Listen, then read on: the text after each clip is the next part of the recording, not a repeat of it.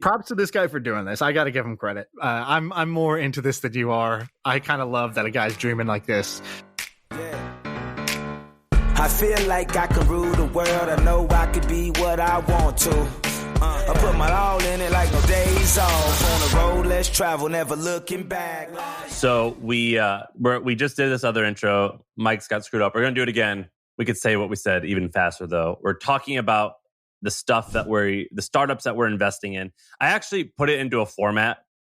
So the name of the deal, why each of us did it, why it can be great, but I also want to say why it can suck, why it will fail. This is like the disclaimer here. We have a stake in everything that we're gonna be talking about. I frankly don't care if people use it or not. I mean, this is more so entertainment. I have a feeling some people will use it, but and also this isn't like investment advice. A lot of these companies are very likely going to go out of business because that's just how startup investing works. Yeah, and you couldn't invest in them if you wanted to, most likely. The good outcome of this would be, you hear about some cool startups that are doing interesting things, and it just gets your wheels turning about like, oh shit, I never even thought about that. That's exciting. And then the other is you get a taste of what it's like to invest in deals and how you think how an angel investor thinks about investing in early stage startups. All right. I just want to say really quick, I don't want people to know, I'll say for me, I'm not saying I'm good at this. But I'm just kind of doing it like publicly. So people are watching me learn, like get in shape publicly. I've probably done 30 deals, but anyway, you want to, all right, let me go first because I have this deal that I have to make an introduction to you because they specifically asked for you. It's the top one. It's called Abstract Ops. And I need to know if you want to join this or not. I just emailed the guy today because I was like, shit, when I saw you write this, I was like, oh shit, I forgot to reply to that guy. Did I introduce you? You told me about it, and I was like, I forgot to ask about it, so I emailed him. Yeah, I offered him one. Somehow you're already in the know, and he said he wants to talk to you. So I know this guy. There's two guys. I don't know the second one. The first one, his name is Adam Spector. He's one of the founders. I think he's the COO. I've known him since 2014 or 15, maybe. I've been in a book club with them. There's 4 of us who have a book club. And I invested in the seed round. I didn't have much money at the time, but I think I invested either $1,000 or $2,000. I don't remember. But I got pro rata. So what that basically means is when they were going to raise again, I got to invest again. And that's how I found out about this. Adam's amazing. I ended up investing around $400,000. And I got to preface this saying that I do my own money that comes straight out of my checking account. And then I also have this thing called Hampton VC. So hamptonvc.com. Or is it .com or .co? And you can, it's where I use AngelList, where I invest, it's hamptonvc.com. It's where I invest like my own money. And then if someone wants to join, they can. So in this deal, I did both my own and Hampton's money. And we invested about $400,000. Basically, so explain what it is. What's Abstract Ops? So have you, if you're know what you're talking about a little bit, you would say it's like NetSuite for startups. If you don't know what that is, which a lot of people don't know what that is, basically, I don't know what NetSuite is. So when you start a company, I don't actually know if you had to do this because you actually had people earlier on. But when I started my company, there's a lot of stuff that I would always forget to do because I'm just an absent-minded person. So for example, if you have employees in different states to file taxes into each state or even just to register in each state. And it's not like a huge penalty. It's like $100 penalty if you don't do it correctly and you get a notice. But it's important to do it all right. Otherwise, it adds up. Or another example is like certain HR practices and certain back-end practices, like onboarding contractors in a very particular type of way, getting them to assign like an intellectual property release. There's just 1,000 different things. And Abstract Ops is software that helps you, that basically adds in what all those things are and it's workflow so you can see which tasks need to get done. Does that make sense? It's a little bit fluffy, but does that make sense? That's a little bit fluffy, but I recommend people actually go to their landing page, not because that has anything to do with the investment, but it's such a good landing page. So what you see if you go there, so it says, so I'm just going to point out a couple of brilliant things. I'm going to use this in my power writing course because this is an example of an amazing landing page for a fairly boring business that would normally have a cookie cutter, very boring stock photo type of website. And so it says, stop running from your back office tasks, which is basically like they had a million ways they could explain their business. Like, we make it easy to handle your back office tasks or to handle HR, legal and finance ops. And so stop running from it, I think is great. It shows me this person understands like how founders are, which is like we put this shit off as far as we possibly can because it's a pain in the ass and we just don't want to think about it. and then it has this stick figure running away from a tornado, like a little hand drawn tornado, and I love it. And then the first like sub headline is, I started a company to do a bunch of back office work. Literally no founder ever, right? And it's like, I just get that. I love that they have personality. I think what that does is it makes it way easier. It shows me that whoever's behind this knows marketing, and they're going to have a much easier time recruiting like customers and users, because they're taking the average mundane things and they're turning them into little sales moments where I start to love this brand. And I think Slack did this extremely well. If you open up Slack, there's like 10 little delightful details that make you kind of like Slack, even though it's a pretty boring like work chat tool. And so that was something that stood out to me right away. So I'll explain why I made the decision to invest. The first is, I know the founder. His name is Adam, and he had previously sold the company to Twitter. I don't know if it was incredibly successful, but I don't care. To me, it's like, all right. It's in what we call the sweet spot. Yeah, you did just enough that I don't think you're an idiot, but you didn't get rich enough where I'm worried that you're going to be, some lazy wannabe Steve Jobs visionary type for your next thing. It's like you're hungrier than you were the first time, and you're smarter than you were the first time too. Yeah. And so that's one of the reasons why. The second reason is the product. I know, frankly, I think they're still figuring out the product. They have close to 7 figures in recurring revenue, but I think they're still even figuring out the product, which frankly is a reason why I shouldn't have invested. Is they're still kind of tinkering exactly what it's going to become. But I do know that when it comes to the back office of startups, this was something that I failed at for years. I struggled so hard to make sure I filed my taxes in Washington, because we had one guy who was working more than 40 hours a week there. Yeah. It was just a nightmare, and it stressed me out. And when I was selling my company, there was so much stuff that was loose paperwork. The things that make me worried though is that Zenefits, Gusto, or the 1,000 of other companies that they can just it's hard to get. Once you start using Gusto or some payroll provider, getting out of that is a pain in the ass. So if these companies are smart, which some of them are, but they're still big, slow companies, then they're going to do a good job of ripping abstract apps off and offering these features as a add-on. But yeah. I think that could be said for a lot of different companies. Also, because it's this huge, it's kind of vague now because it's not a very narrow product. Because it's this huge idea, I get nervous that they're not going to be able to sell this to customers. But they've done a pretty good job of getting some of the cooler, hipper companies already as beta customers. So it's incredibly interesting to me. What about you? And so I kind of agree. So I guess the one thing for me is it's not super clear. Even on their website, they have a bunch of these little examples. So it says, if you're a CEO, we handle and automate your HR, legal ops, finance, so you don't have to. And then I like it how it says, be scrappy, not sloppy, which is definitely a distinction I've failed at many, many times, is falling into sloppy, but calling it scrappy as my cover. But they have a bunch of use cases, like pay legal invoice, send equity grant to advisor, set up health insurance, compose investor update. And so I'm not sure how one platform can either do all those things, or is it just a to-do list so that you actually do this? So I don't actually know the product well enough because I haven't used it.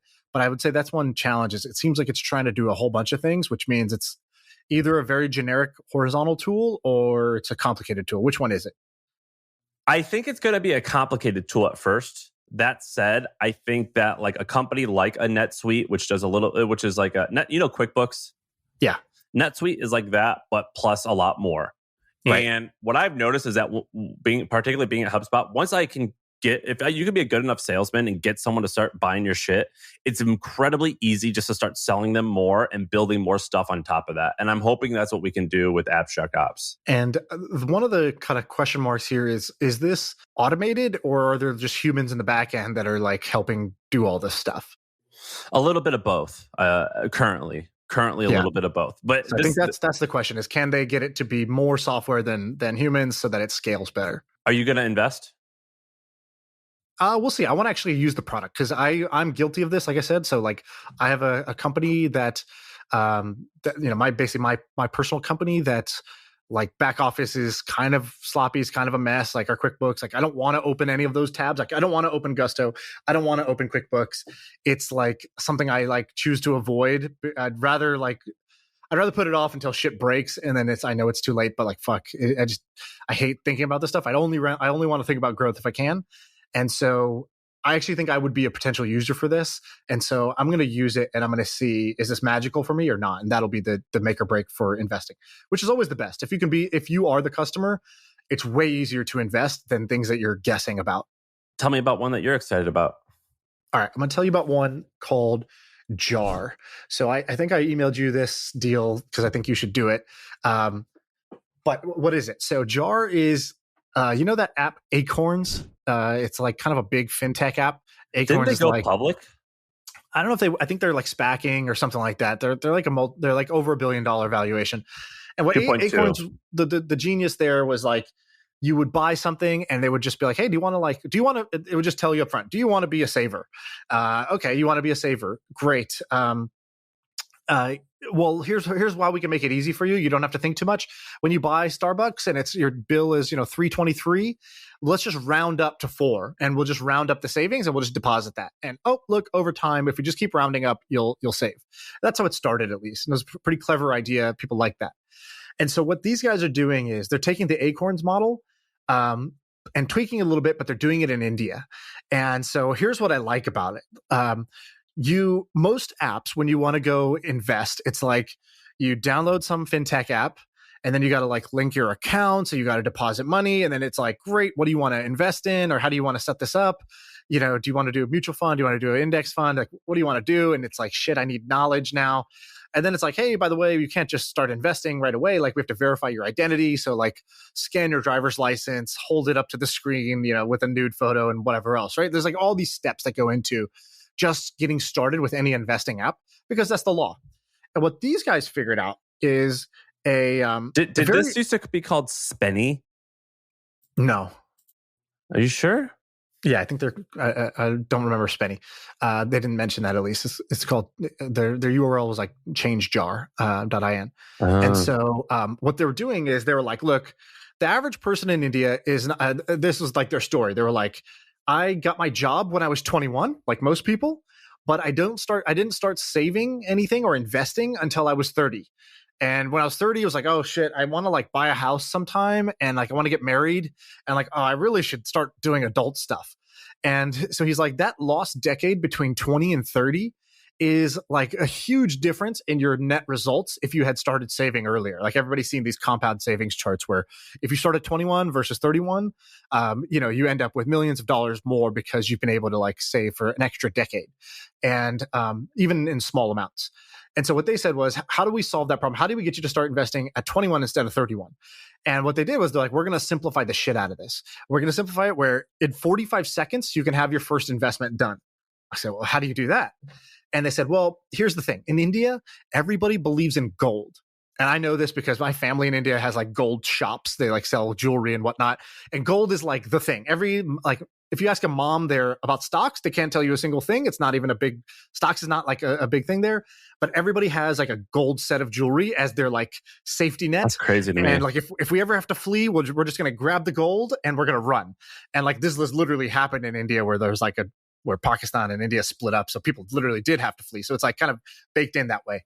And so they're like, we only offer one asset. It's gold. Everybody already believes in it and they want it. The second thing is your first, up to a certain weight of gold, you don't have to do all the financial compliance that you have to do for like stocks or real estate or other like larger investments or different asset classes. So they're like, there's this loophole where basically we can get you to start saving right away. You don't have to verify your ID and you don't have to like link your accounts and do all this other stuff. So I love that, like, the simplicity that was in their go-to-market, because I was like, oh, people will actually do that. If I can in 45 seconds get saving, great. And then once I reach this threshold where I've bought a certain weight of gold, then it asks you to put way more information in. But by then I'm kind of pot committed because I already have wealth here. Even a small amount, I'll like protect that. Versus a normal app, you just bounce before you even put the first dollar in. Was this your own money that you invested or the fund's money? Well, I put my own money into the fund, but then all my investments have to go through the fund unless the founder itself won't let the fund invest. And so there's only because that's like an AngelList rule. Well, that's the rule I set when I started the fund because I didn't want to have a conflict of interest where I'm doing the good deals in my own money and I'm doing the borderline deals in the fund's money. No, I wanted it to be clean so that, hey, every deal I do, I just do it through this one vehicle. How much did you invest? So I put in 150K. and it's got a $12 million valuation and a 20% discount. And so, so I put in 150K. They're raising about $1 million. They already have good traction. So like, what do you look for? You like the team, you like the product, and then you got to like the traction in the market size. And so market size I like because I think this micro savings thing can add up really big in India. There's just so many people.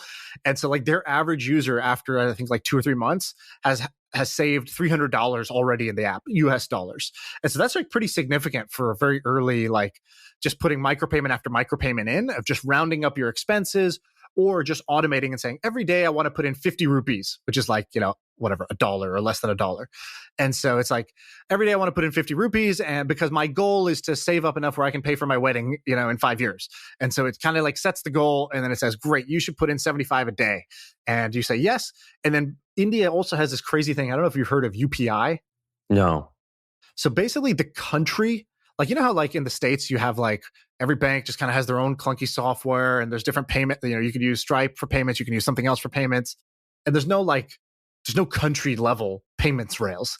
And so in India, the government came in and was like, yo, in the next year, everybody has to move to this new payment standard. It's the universal payments, whatever, infrastructure or something like that. And this will just make it so that anybody who's taking payments, you just build on top of these rails. And we're going to modernize payments in India That's cool. through this. And so they did that big change. And so that's changed the game. That's why there's a lot of innovation in India right now, because this UPI thing was like a pretty major breakthrough. And the second thing is they just released this feature called autopay, which is basically like a recurring auto investment. And so these guys are using that new feature of UPI. So I just think the like why now makes a lot of sense for this. And I like the hack that they have around just buying gold, so that you reduce all the friction of getting somebody started. So are you totally okay with investing in India? Like, because I've only invested in American-based companies. I've had Australia, I've had all over Europe, and I'm like, for some reason that gap freaks me out a little. It kind of does to me too, but I've been investing in India, and so when I invest in India, there is definitely like some trepidation. So that's why it could fail. I just wrote India ? Like easy for me to be fooled, right? Like these guys could be well-known scammers in India that I don't know, right? These guys could be. I mean, they weren't, right? They went through YC, I think. So I don't know if they went to YC, but I know. The other companies I invested in know these guys. And their competitor went to YC, which is your second point why they could fail, is there's a lot of people in the space. Exactly. So fintech is just super hot worldwide right now. There's like every day there's a new credit card, a new debit card, a new neobank that's popping up. And then there's bigger players that are trying to modernize. And so I think the one way they could fail is that there's probably like between 10 and 50 legit competitors to this in India that are not doing directly this, but they could add this as a feature, or they could pivot into this, or they could like recognize the clever things that these guys are doing and implement them. So I think that's those are the two, which is like there's a bunch of competitors in fintech right now for every idea. And the second thing is India is always a little bit of a question mark, and it's very easy for shit to look good in India because cost of customer acquisition is always super cheap. It's like, oh man, you're getting users for 80 cents. That's awesome. But like the reality is not all these Indian companies can be great. So I got to like my own filter for India is off because I come at it with a US point of view. Having said all that, the 2 India investments I've done so far are probably 2 of my best investments. And so I'm going to keep betting there because I think that the country is like, it's in a sweet spot where there's just a lot of innovation. There's just going to be a lot of winners out of this batch. And I just need to bet in on enough of them that, okay, even if I get fooled by 1 or 2, or I didn't understand the market landscape, I get into enough winners is my goal. Also, because I'm Indian, I kind of have this advantage where a lot of people in India follow me through this podcast or through Twitter. And so I am able to get into like any deal. Like these guys, when they were reaching out, they're like, we asked only for 2 intros, you and Naval. And I was like, okay, bro, you have one of us in the wrong league there. But the reality is that's kind of an opportunity for me. Is like, I agree. If I build my brand bigger there, I can get into any deal I want there. I agree. I think it's why like Bruno Mars is like the most watched person on YouTube. It's because when you see, because in the, where's he from? Philippines, wherever he's from, if you see someone who you recognize in America who's crushing and kicking ass, everyone rallies around that person from the outside country to like, oh, he's one of us. So it's like Manny Pacquiao in the Philippines. He's like the president there, and he's just because he's like a famous boxer here, they just want to go all out for their guy. Yeah, or Bjork in Iceland. So you're like the Manny Pacquiao of India. I'm saying if I keep betting, then I have a path to do that. But if I'm never investing there, then I can't build that. Like it takes a stack of reasons why you should be like known and respected in a place. And I think one of the reasons why you could be known and respected is having invested in some winners. But I got to plant those seeds now. All right. Can I tell you one I'm really excited about? And I wasn't excited at first. And then I started using it and I'm like, oh, I'm in. Okay. So the name is bad and they're going to change it. they're going to change the name, I think. It's called, the name's really bad. It's called Rumor. So I'm actually highlighting it. You can see the memo that I wrote for. When you say it, the name's fine. When you spell it, you know, it sounds like you got cotton in your mouth or something like that. So I've talked about Bring a Trailer. Bring a Trailer is this website that originally started as like a car where they would show off cool cars that were on sale from around the web. They eventually launched their own auction platform, but they just did a really good job of editorializing it, making it like a community so you can buy classic or even newer cars that fit a certain demographic. Rumor is doing that for houses. And by the way, if you want to invest, Shaan, let me know. I'm interested in it. I wouldn't have been interested in this except for when you've educated me on how Bring a Trailer is a great business, and we've looked into different auctions through the podcast. So now when I look at this, I see it differently than like, oh, just another home buying website. Okay, I don't really. How are you different than Opendoor? It'll be cool because look at some of the example auctions and then click comments and read the comments. That's kind of like why it's neat. So how do I go to an auction? I don't even know if those are fake auctions or what. The founder bought a bunch of homes just to put onto that site for auctions. Right. And so go to the website. He bought a bunch of homes to seed the marketplace. I think he like owns like 20. He's a property owner. Like he owns. He's like a landlord. So let's just explain it. So I'm on Rumor. It's RUUMR.com right now. They might change the name.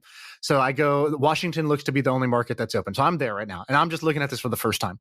So I see that there's this house in Washington. There's a bunch of pictures, and it's on sale for $103,000, and it says that there's 13 hours left, presumably in this auction. And then there's some details about it, like all the normal house details. And then I can log in, I can make an offer. And then I see people who are making offers, but then I see people who are also commenting like, is the electric heating system baseboard or something else? And then you see replies from like, I assume either the owner or the agent, like answering questions in the chat here while people are bidding 100,000, 101,000, 102,000. And it's currently at 103,000 is the it's neat, right? Auction. It's eBay for houses. Yeah. And but it's a little bit different than eBay. It's a little bit different, but yeah, that is, but the reason it's one of the reasons why I think this can exist is let's say you're buying a house for $500,000 and they do like a first and final offer process where everyone submits their offer on a Friday. If you're bidding $500,000 for a house and you see that the winning bid was 505, you're like, well, fuck. If you guys would have told me, I would have bet 510 and you would have made more money and I would have got what I wanted. Right. And so it's kind of trying to solve for that. But let me explain to you why I think this could be cool. So first, the founder was pretty interesting. He's a military guy, so I like military folks. He also started Stay Alfred. You know Stay Alfred? By the way, we should highlight the groups that we are inherently biased to invest in. Mormons, military guys, Russians, yes, Jews. What else we got? Israeli Jews is what we said. Right. Who else? Immigrants. I'm always partial to immigrants. Any immigrant, anybody who's lived in the U.S. illegally, for a period of time. Anybody who is, single parent. I'm in. You already did the hardest thing of your life. McKinsey. McKinsey, no, that's a no for me. The other ones that I guess like are I'm always like I lean in. I'm a little bit interested. It's like, oh, what were you doing like when you were younger? And it's like, well, I was like flipping cars, or I was flipping shoes on eBay, or I kind of don't want to say because I was like this affiliate marketer for these like shady dating sites. Yeah. I'm like, no, you don't understand. That's like shady internet stuff. I like. Yeah, shady internet arbitrager.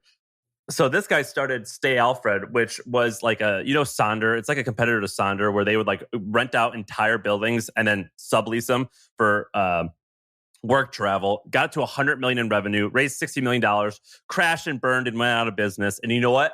That's awesome. I love that. So that's initially why I was interested. I told him I love Bring a Trailer, and he goes, "Oh, great! Their co-founder works here, and so does 3 other team." Bring a Trailer sold the Rumors like $500,000. And since 2000, half a billion. Since 2012, I remember in 2012, I was playing around with real estate stuff online, and I thought, homes should be bought and sold online, just like we buy and sell clothing. And a lot of people with rumor, you can actually still go and see the house in an open home, like at an open house. But in my mind, I still think that in 10, 20, 30 years, it will be normal actually to buy a house sight unseen, even though a lot of people don't think that. Now, I think that will be the case. And check this out. So why would I? Okay, so let's say I'm a seller. So why would I sell here when I feel like, okay, I'm going to have this 13-hour auction. I don't know what's going to happen.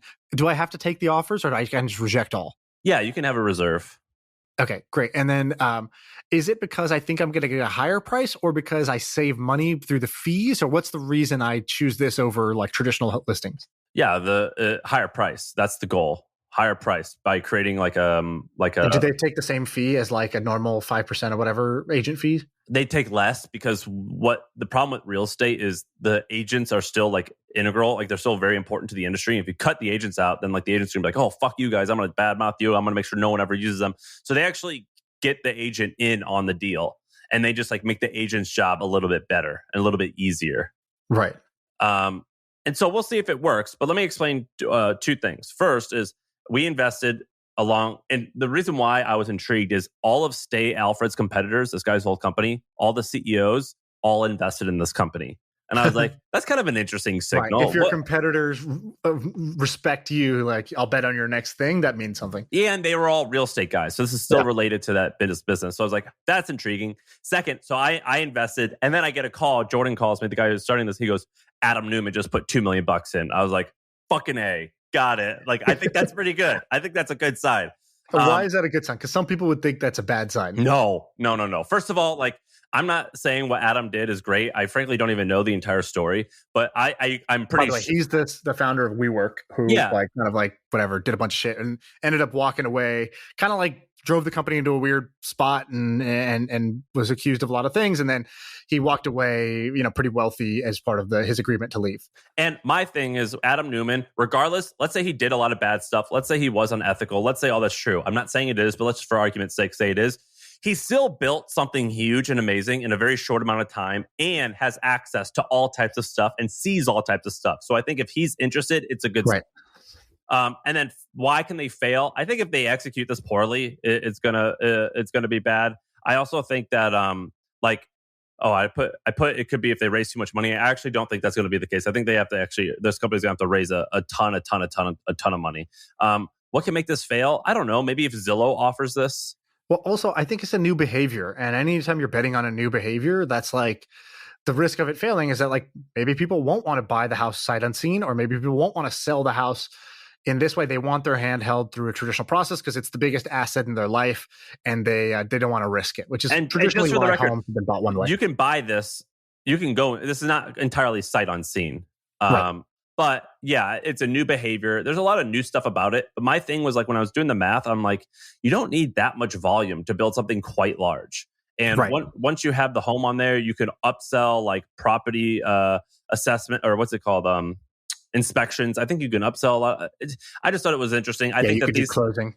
So one thing that's good here is you don't want all your bets to be logical, clear, good ideas, because that means your risk profile wasn't right with startup investing. You need a few ideas that sound like they're going to fail when you invest in them, and then you either they fail and you're like, yeah, well, duh, or you end up looking like a genius 6 years later, 7 years later, because that non-obvious contrarian idea turned out to be something people actually wanted to do, turned out to be a new behavior people were willing to do. And so I think it's good to have, this was the one note I told my team who like helps me with investing. I said, I don't think we're taking weird enough bets. I don't think we're taking wild enough bets, because that's where the big outsized crazy returns are going to be, is in things that are non-obvious today, like low valuation, not everybody wants to invest in them, that sort of thing. Did you do SACE? Yes. Does that interest you to talk about or no? We've kind of talked about them before. I want to talk about do another one. All right. I want to do one. Okay. I think you'll like this one. I think you'll want in on this one, although it might be too late. So it's called One Build. So what One Build is here's the problem as the guy describes it. So I meet the guy. How'd you meet him? Ben or Zach found him, and then they really liked him, and they were like, hey, you really got to talk to this guy. So I said, okay, great, let's do it. And I forgot, I don't know how they found him. I think he was like in some YC batch or something like that. So basically, I talked to this guy and he's like, yeah, I was working at Cloud Kitchens, the startup started by Travis Kalanick. He's like, I was one of the first like 20 people there. And my job was like, they wanted to go build out all these all these kitchens around the world. And they were like, all right, we want to build this $10 million project. We want to build this $20 million project. And he's like, I'm a data guy.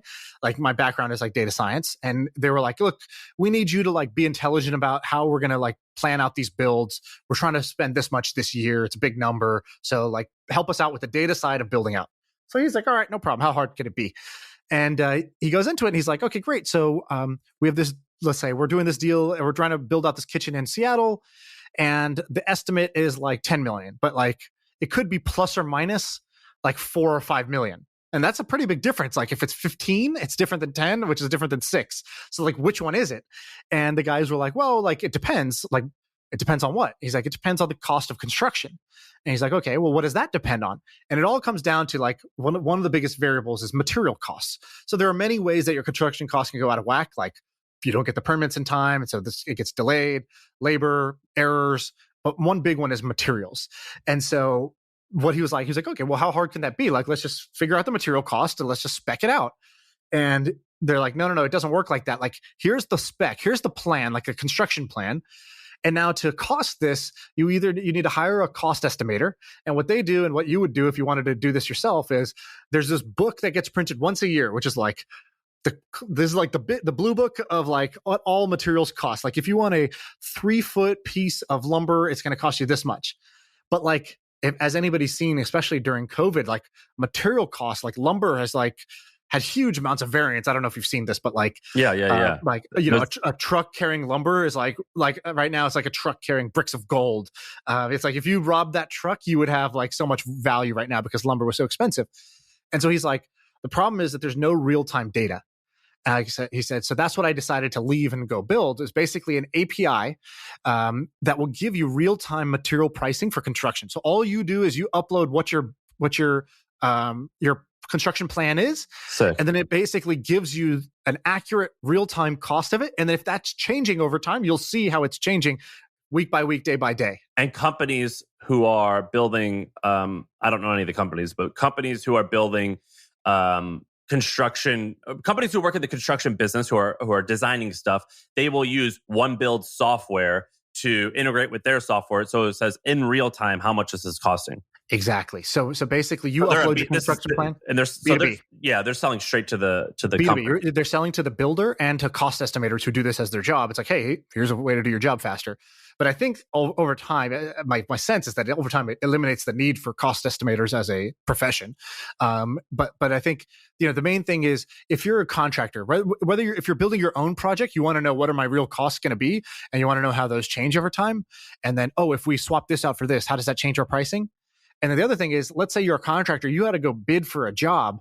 If you bid too high, if you put the cost too high, you may not get the job, right? Because that's your sales pitch is, hey, I'll build it for 12. And if 12 is too high of a number, they're going to give it to some other guy who bid 8. But if the guy who bid 8 is underestimating it and it actually costs him 10, he has to eat that loss. And so bidding for jobs and accurately bidding for a job is basically like a huge part of the sales process of construction. All right, so what do I like?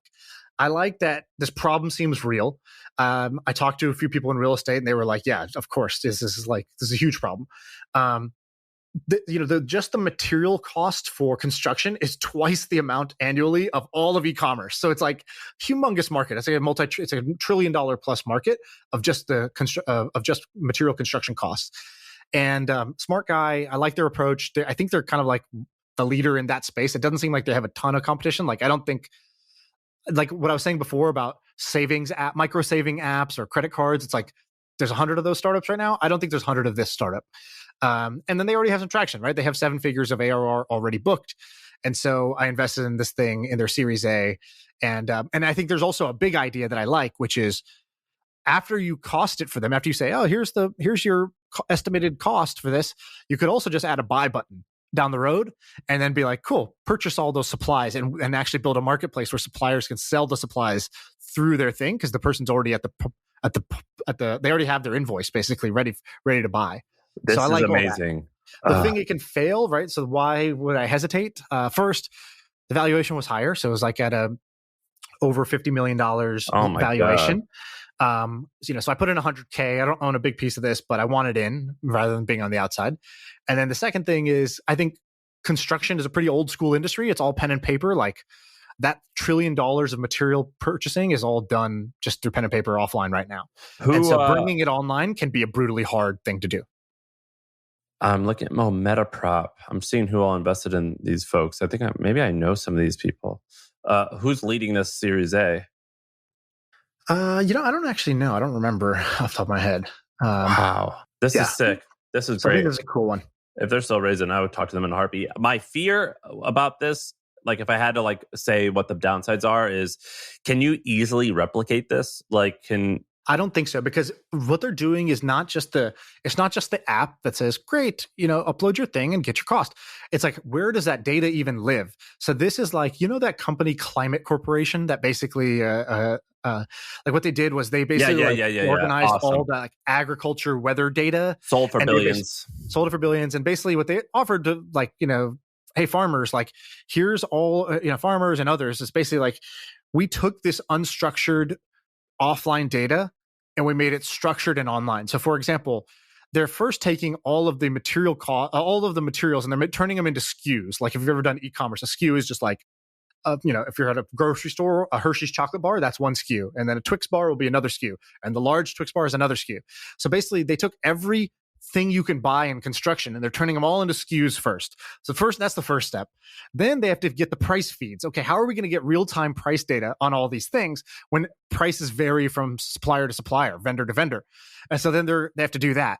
And then they have to turn that whole thing into an API that can be queried easily and get accurate price data. And so I think I think that's the real innovation here, is being the one to organize and collect all that data. Then after that, really anybody can build an app that just asks them, hey, what's the price of lumber right now in Tucson, Arizona for this size of this type of lumber? And they should get back an answer. And then if that changes in 3 months, they should get that change notification that the price is increasing. That's sick. I'm into this. I'm looking at all this now. I'm taking down notes. I think this is amazing. I'm into this one a lot. You want to do one more you like? Or one more interesting one? Here's a boring one. Wait, let me look. Let's do a boring one. Okay, so I actually included this email in here because I wanted to show it, and I blacked out a couple things, so don't read those things. But this one's boring. It's not a seed investment, but I just wanted people to see how this worked. So my friend Nathan Barry started this company called ConvertKit. You know ConvertKit? I'm a user. Yeah, I pay them $1,000 a year. Love ConvertKit. If you Google ConvertKit revenue, you can see all their metrics, all their numbers. It's amazing. Nathan is, he's young. He's 28 maybe. Right. But he comes off way older. He owns, I think, almost the entire company. So ConvertKit is like a MailChimp competitor, but slightly different.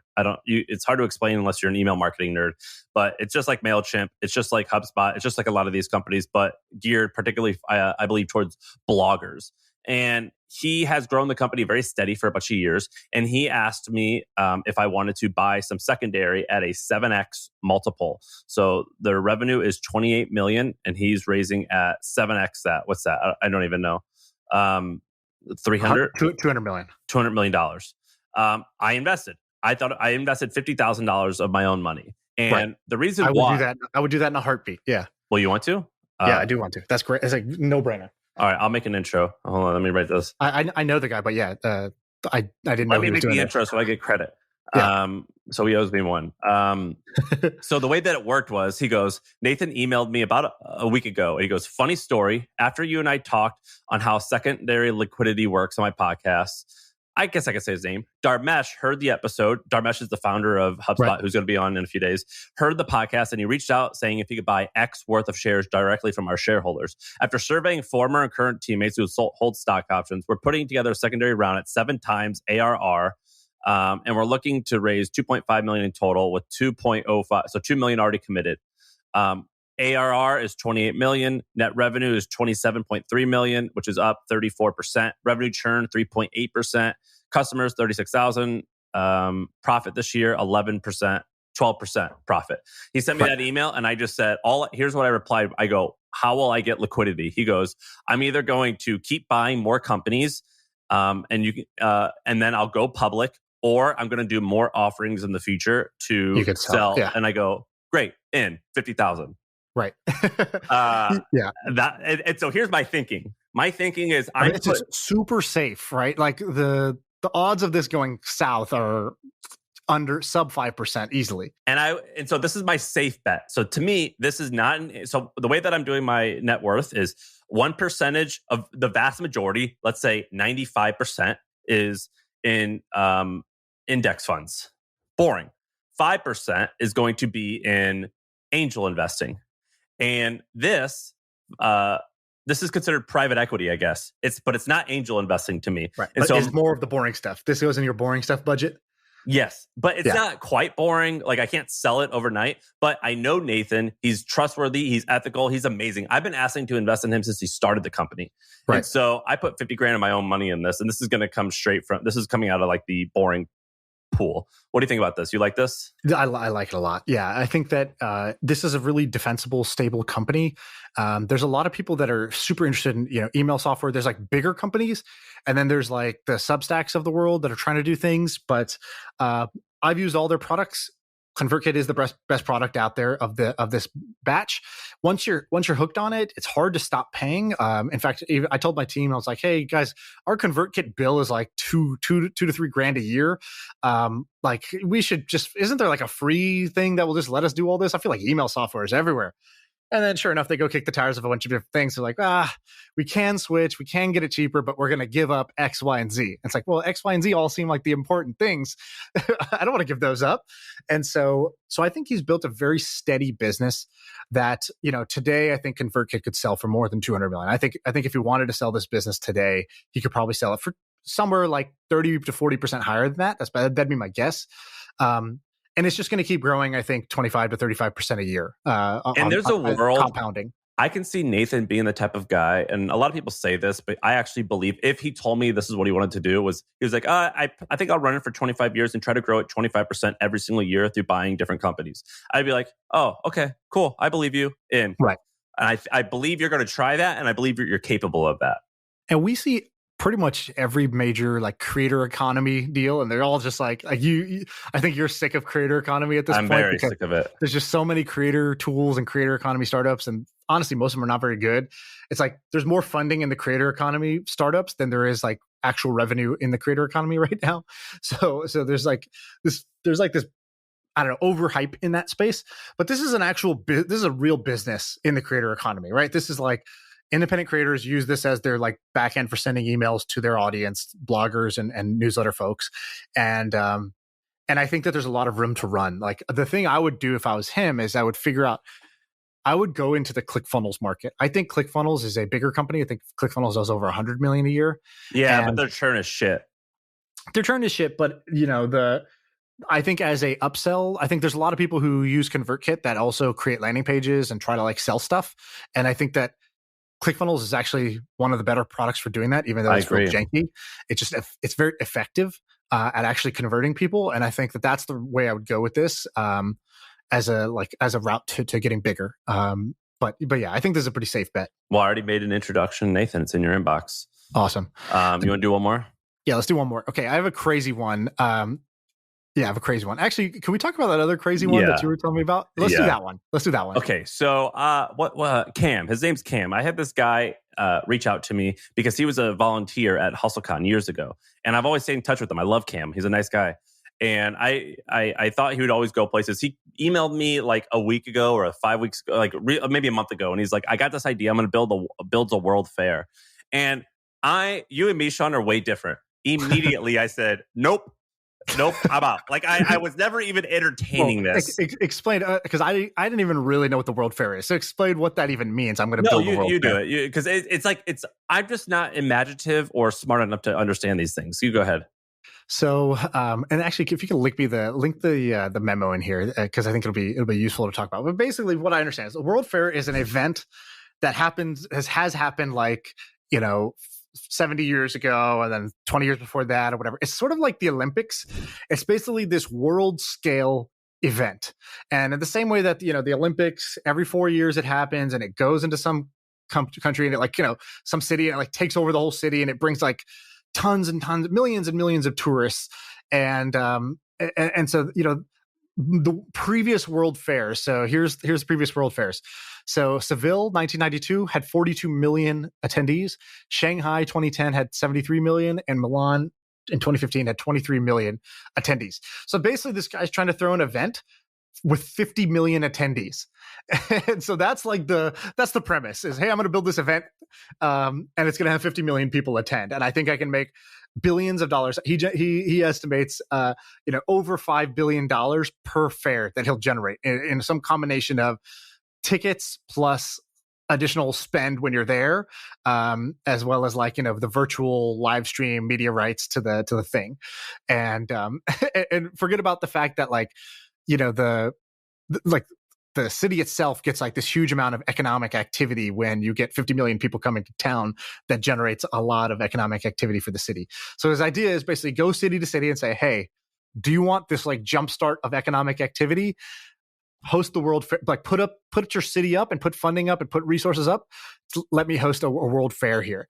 And it's like Disney World on crack. I told Cameron this earlier today, and so he's a listener, so I want to let him know I love this guy, and I think he's very competent. I just think this idea, I think it's stupid, particularly for a VC funded thing. I have hosted we're calling this a World's Fair venture thing.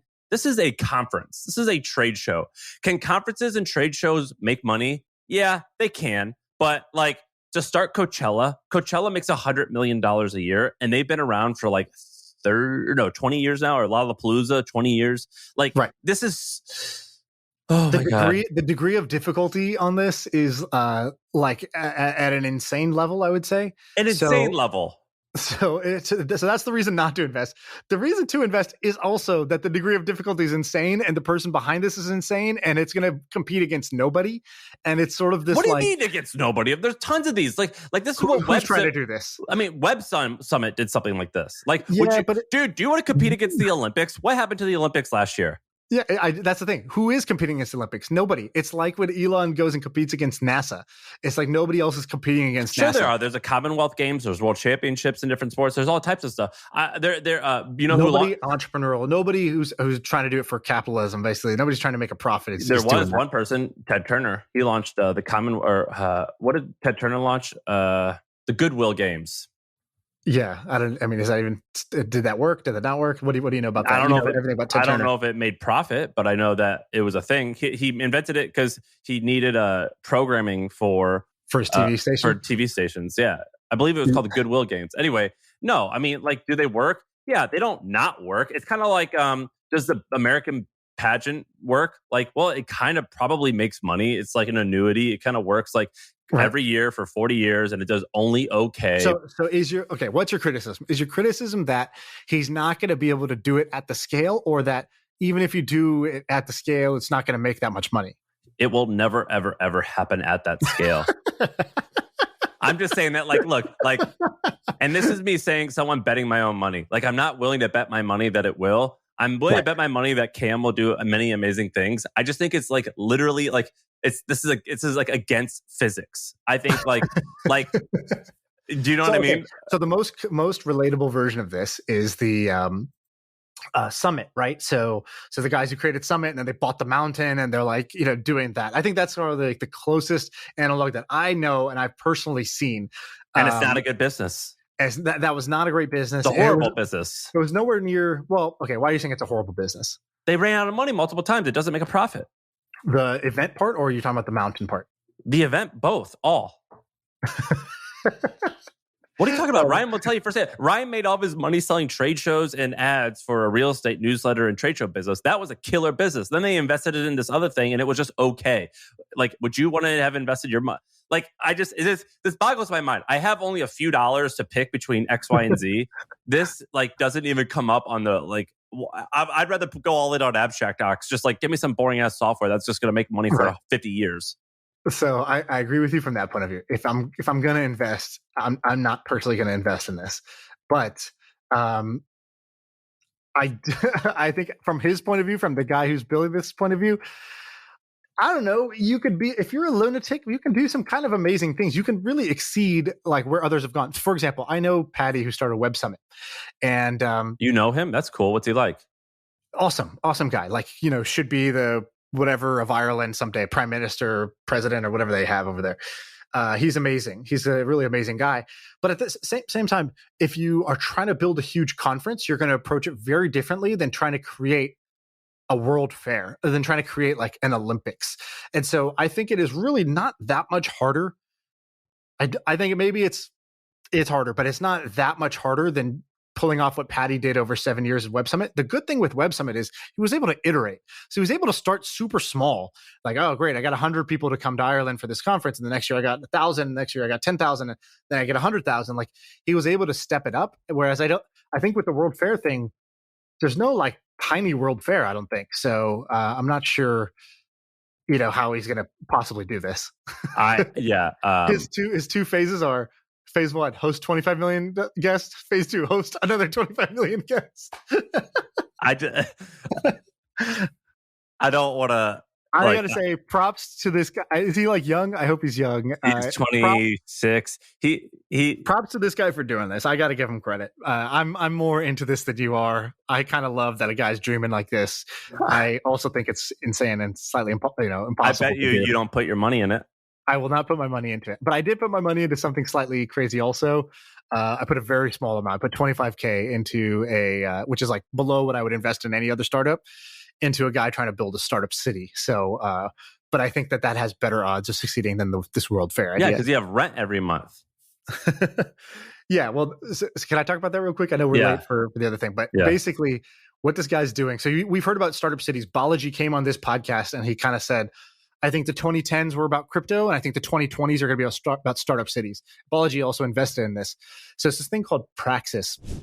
And basically what they did was they created this social network, like kind of like a club in New York, LA, SF, with just a bunch of cool people, like founders, people from entertainment, like Hollywood, New York stuff. Circle jerk shit.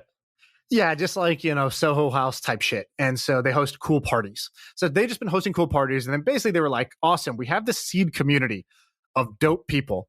And, a city is basically just like if you want to create the next Hollywood, right? You need all the aspiring actors, you need the filmmakers, whatever.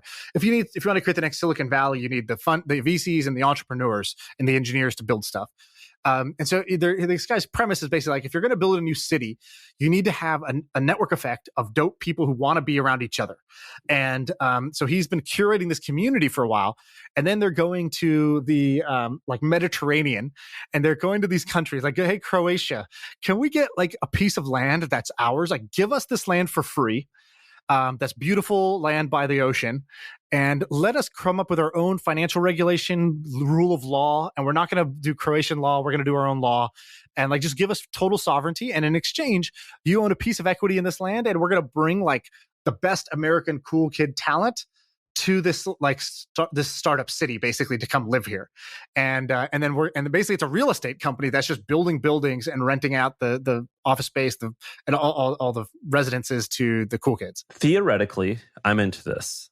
I would want to know, are the people like buttoned up real estate people, or are they like people from Burning Man who wear like Coachella hats all the time and like leather shoes, like leather like pants? Like, right. I need to know like what they look like and what they're about. If they're buttoned up, maybe you kind of want one of both. You want one of both. I agree. Guy who's just he's gonna be out there recruiting the community, and then you need the real estate guy who's like, yeah, go do your thing.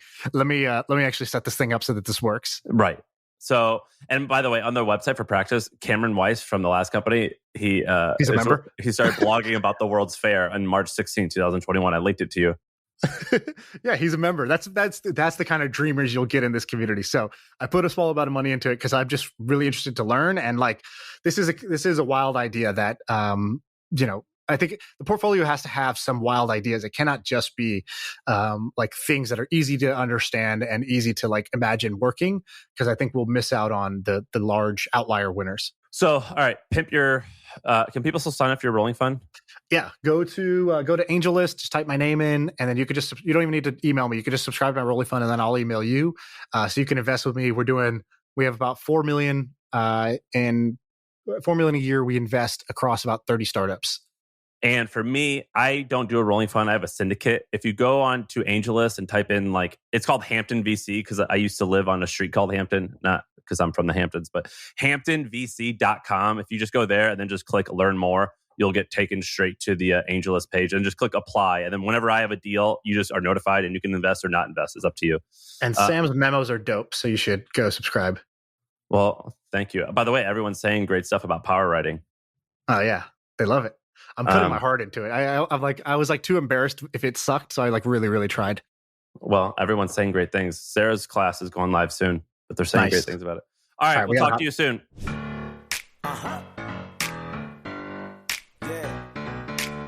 I feel like I can rule the world. I know I could be what I want to.